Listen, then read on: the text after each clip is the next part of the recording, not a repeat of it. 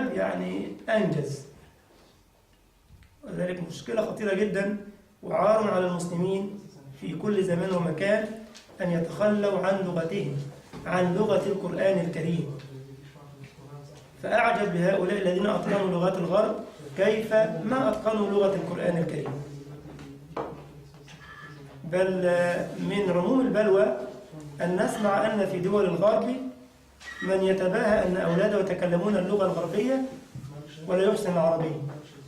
يعني بيجوا من بلاد المغرب وبلاد المشرق إلى دول الغرب، الأولاد اتولدوا هنا أطفال، هو بيتباهى أنه بدأ يتكلم الألمانية مثلا أو يتكلم الفرنسية مثلا. يقول لك إزاي أرجع البلد في زيارة وابني ما بيتكلمش اللغة الألمانية أو اللغة الفرنسية، ده عار. إنما العربية مش مشكلة. ودي مصيبة خطيرة جدا يجب على الآباء أن يفطنوا لها. فلله الحمد والمنة يعني الوسائل متعددة في دول الغرب للاهتمام بلغة القرآن. في معظم المراكز الإسلامية موجودة مدارس تعليم اللغة العربية، فنهتم أن أولادنا يكونوا مسجلين في تلك المدارس. كذلك تحفيظ القرآن الحمد لله في كثير من مراكز الإسلام في دول الغرب، فنهتم أن أولادنا يتربوا على مائدة القرآن صغارا حرصا على الهوية الإسلامية، لأن المسلم الذي يفقد لغته يفقد هويته، لأن اللغة هي النبع الصافي لفهم القرآن، فإن تركتها فلن تفهم القرآن وستبتعد عن هدي الإسلام. فمن هنا يا جماعة مهم جدا الاهتمام باللغة العربية خاصة لأبنائنا. هتقول بقى احنا خلاص، البعض يقول لك بعد ما شاب ودوا الكتاب. أيوة يا سيدي والله، بعد ما يشيب يودوا الكتاب. وسيبك من اللفظات المثبطة للهمم دي. رضي الله عن الإمام أحمد كان يقول: مع المحبرة إلى المقبرة، حتى وإن شاب رأسك مثل حالي كده والشيب عليك وسقطت الأبراز، ما زال فيه إن شاء الله فرصة تتعلم وتحاول تتعلم. ويمكن الحمد لله عندنا نماذج مضيئة اهي، شوف كبار سن ما شاء الله وبيشاركونا في الامتحانات والاختبارات. يعني الفرصة ما ضاعتش أبدا إنك تتعلم الشرع وتتعلم لغتك.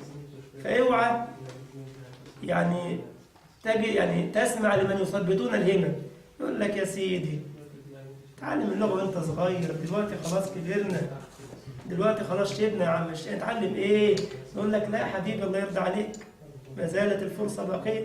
مع المحبرة إلى المقبرة. يعني علماء السلف ما كانوا يعرفون هذه النعرات المثبطة، بل بالعكس تجدهم كثير من علماء السلف ما حصل العلم مثلا إلا بعد سن 30 بدأ يحصل العلم بعضهم، وأصبح إماما يعلم الناس أو يعلم العالم.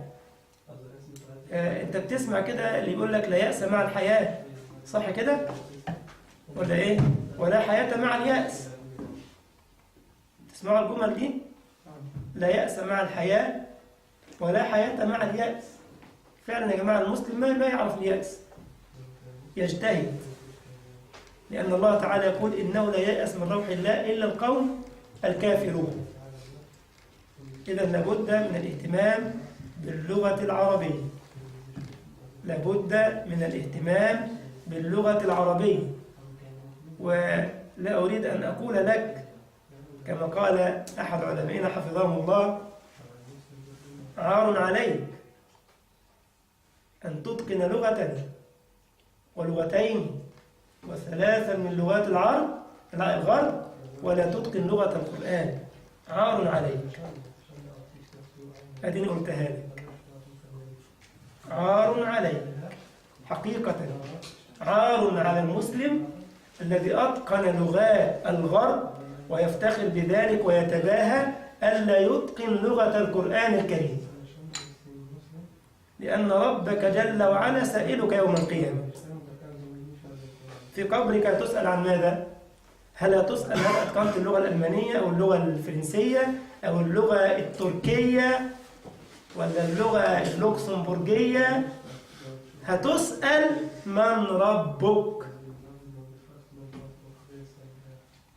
وما دينك ومن الرجل الذي بعث فيكم. من ربك؟ ولن تستطيع أن تعرف ربك معرفة نصحية إلا من خلال القرآن وسنة النبي العدنان الشرع. فكلام الله تعالى دليل على الله لمن أراد أن يعرف الله. هذه كلام الله عز وجل، وصفات الله موجودة في القرآن. كذلك السنة، وما ينطق عن الهوى إن هو إلا وحي يوحى علمه شديد القوى. فأعلم الخلق بمراد الحق جل وعلا هو النبي محمد، فلا بد من التعرف على السنة، ولا سبيل لمعرفة السنة إلا من خلال اللغة العربية. واضح؟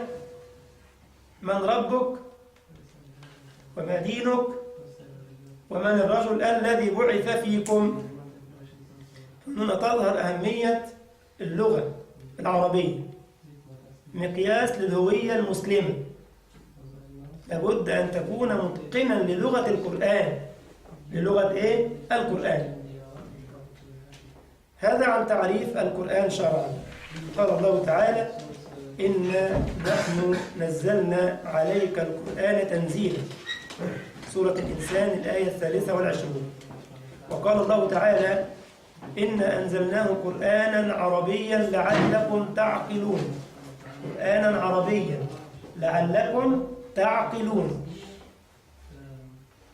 وقد حمى الله تعالى هذا القرآن العظيم من التغيير والزيادة والنقص والتبديل، حيث تكفل سبحانه وتعالى بحفظه، فقال: إنا نحن نزلنا الذكر وإنا له لحافظون. سورة الحجر الآية 9. الله جل وعلا تكفل بحفظ كتابه، بحفظ كلامه من التغيير والتبديل والتحريف، لأن الله جل وعلا اختبر الأمم السابقة في حفظ كتبهم ففشلوا، فبدلوا وغيروا وحرفوا الكتب. والقرآن هو الرسالة الخاتمة المهيمن على جميع الكتب قبله، فتكفل الله عز وجل بحفظه، فقال: إنا نحن نزلنا الذكر وإنا له لحافظون. وقال المفسرون: والذكر تشمل القرآن وتشمل سنة النبي لأنها من الذكر صلى الله عليه وآله وسلم. فالقرآن محفوظ بحفظ الله، والسنة محفوظة بحفظ الله عز وجل. ولذلك ما كاد كائد للقرآن أو السنة إلا وباء بالفشل والخسران العظيم.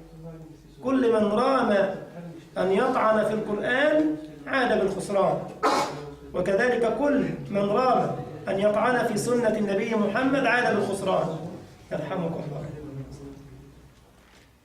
فالله جل وعلا تكفل بحفظ كتابه. والعجيب سبحان الله عندما تنظر إلى الواقع الذي نعيشه نرى أن الله جل وعلا قد يسخر الكافر في حفظ كلامه وفي حفظ سنة النبي.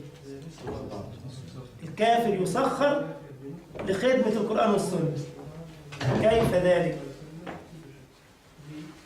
نرى أحيانا بعض المصاحف مكتوبة كده بماء الذهب. تقرأ عن الطباعة والصناعة فين؟ يقول لك في الصين مثلا. الصين دي دولة فيها الإلحاد وفيها كذا ويعمل لك إيه؟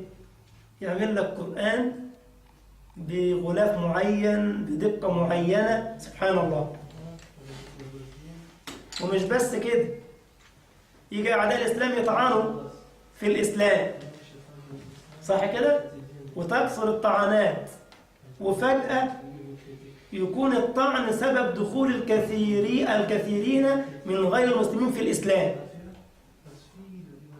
كما تقول أنت: رب ضارة نافعة. لأن القرآن قال هذا: إن الذين كفروا ينفقون أموالهم ليصدوا عن سبيل الله فسينفقونها ثم تكون عليهم حسرة ثم يغلبون. ثم إيه؟ يغلبون. انظر كده الأحداث العظيمة اللي مرت علينا كان فيها طعن في الإسلام وسنة النبي محمد، وانظر إلى العاقبة. بعد منها حصل إيه؟ بعد منها حدث إيه يعني؟ بعد أحداث التنبر والطعنة الشرسة على الإسلام ووصف المسلمين بالإرهاب وما شابه ذلك، إيه اللي حصل بعد كده؟ يقول لك إن طبعات المصحف في أمريكا نفدت، وطلبوا ما يقرب من 45,000 نسخة مترجمة عن الإسلام. وعن القرآن، ودخل آلاف مؤلفة في دين الله رب العالمين. ويمكرون ويمكر الله والله خير الماكرين سبحانه جل وعلا. ولا يحيق المكر السيء إلا بأهله. فسبحان الله، الله تكفل بحفظ كتابه، فقد يسخر الله جل وعلا غير المسلم لخدمة الإسلام. لخدمة إيه؟ الإسلام. ودي اسمها سنة التدافع. وسنة التدافع في كون الله سنة لا تتغير. الدفع ده يا جماعة في خير للإسلام والمسلمين، وفي عظمة لكل من انتسب لهذا الدين سبحان الله. فسنة التدافع بين الحق والباطل دي مهمة جدا، سنة ربانية بحكمة الله جل وعلا. ولولا دفع الله الناس بعضهم ببعض لفسدت الأرض. يبقى صلاح الأرض في سنة إيه؟ التدافع. سنة التدافع، لأن الحركة زي ما انتم تقولوا بركة. الماء الراكد بيحصل له إيه؟ عفن ونتن. إنما الماء المتحرك ماء متجدد. فسنة التدافع بتجدد وبتصلح الدنيا سبحان الله. فالله جل وعلا تكفل بحفظ كلامه جل وعلا وبحفظ سنة نبيه صلى الله عليه وآله وسلم. ولذلك مضت القرون الكثيرة ولم يحاول أحد من أعدائه أن يغير فيه أو يزيد أو ينقص أو يبدل إلا هتك الله ستره وفضح الله أمره. لما حاولوا كده يعملوا قرآن جديد بعد أحداث الخليج وما تلاها، وقال لك الفرقان الحق، حاولوا يغيروا ويبدلوا، إيه اللي حصل؟ باءت محاولتهم بالفشل، وبدأ الناس غير المسلمين يتساءلون سبحان الله. وأذكر مرة أن بعض أعداء الإسلام حاولوا تغيير نقطة في كلمة في القرآن، نقطة، عشان نقول حرف، نقطة، يغيروا نقطة، فتم كشفها بداية. لأن القرآن يا جماعة محفوظ في صدور الرجال سبحان الله. ده الأعجب من ذلك يا جماعة من إعجاز القرآن، إن أنت حتى لو لم تحفظ القرآن تيجي تصلي مثلا خلف إمام، الإمام بيقرأ وغلط، تحس إنه غلط، وأنت لا تحفظ هذه السورة سبحان الله، لأن ده كلام الله. يبقى بيقرأ الإمام تحس إنه غلط، الكلام ده مش مرتب أبدا، في حاجة كده غلط لو غلط يعني، أو ساب آية أو كذا. فده من عظمة القرآن، الله تعالى تولى حفظه بنفسه جل وعلا، فنجده في صدور الرجال محفوظا وبالقراءات المتعددة وباللهجات المتعددة سبحان الله العظيم. وكل ما تزيد الطعنات على الإسلام كل ما يزيد الاهتمام بالقرآن والسنة. شفنا من فترة كده يجيب لك طفل من الجزائر عمره 4 سنين يحمل القرآن، مش بس كده، كمبيوتر. قل له الآية كذا، يقول لك في سورة كذا، رقم الآية كذا، في الحزب كذا، من الجزء كذا، في الصفحة كذا، الصفحة اليمنى أو اليسرى، في السطر رقم كذا آية.